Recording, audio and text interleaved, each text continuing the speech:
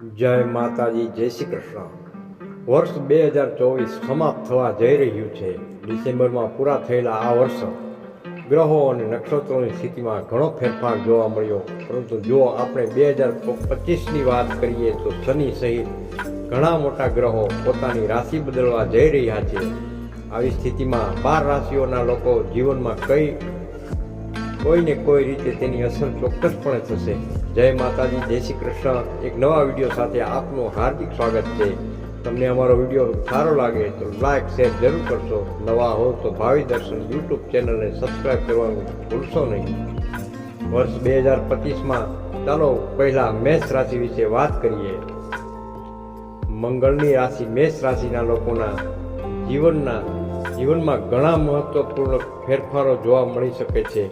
આ રાશિમાં ગુરુ 3જા ભાવમાં રહે છે અને તમને સુખ સમૃદ્ધિના સાથે ભાગ્યનો પૂરો સાથ મળશે. આનાથી તમને ઘણો ફાયદો મળી શકે છે. ચાલો જાણીએ કે મેષ રાશિના લોકો માટે નવું વર્ષ 2025નું કેવું રહેશે. મેષ રાશિ માટે 2025નું વર્ષ મિશ્ર પરિણામો લાવી શકે છે. આરોગ્ય માટે વાત કરીએ તો આ વર્ષે આરોગ્ય પર ધ્યાન આપવું ખૂબ જ જરૂરી છે. વર્ષની શરૂઆતથી માર્ચ સુધી શનિ તમારા લાભ ભાવમાં રહેશે, જે સારું છે, પરંતુ આરોગ્યની બાબતમાં થોડી સાવધાની રાખવી જરૂરી છે. વર્ષના અંતમાં આરોગ્ય સંબંધિત થોડી સમસ્યાઓ આવી શકે છે.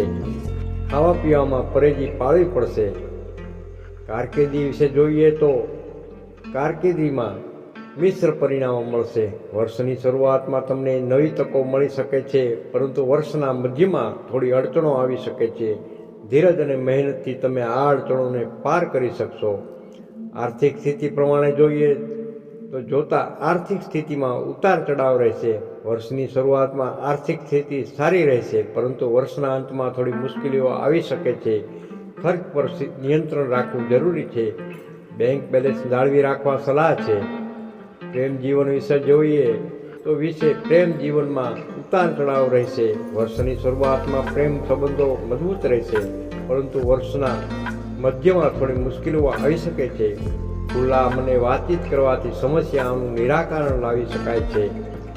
કુટુંબ વિશે જોઈએ તો આપણે કુટુંબ જીવનમાં સુખ શાંતિ રહેશે. પરિવારના સભ્યો સાથે સારો સંબંધ રહેશે. છે કે આ વર્ષે આરોગ્ય પર ધ્યાન આપવું ખૂબ જ જરૂરી છે. કાર્યક્ષેત્રમાં ધીરજ અને મહેનત રાખવી, આર્થિક બાબતોમાં સાવધાની રાખવી, પ્રેમ સંબંધોમાં ખુલ્લા મને વાતચીત કરવી.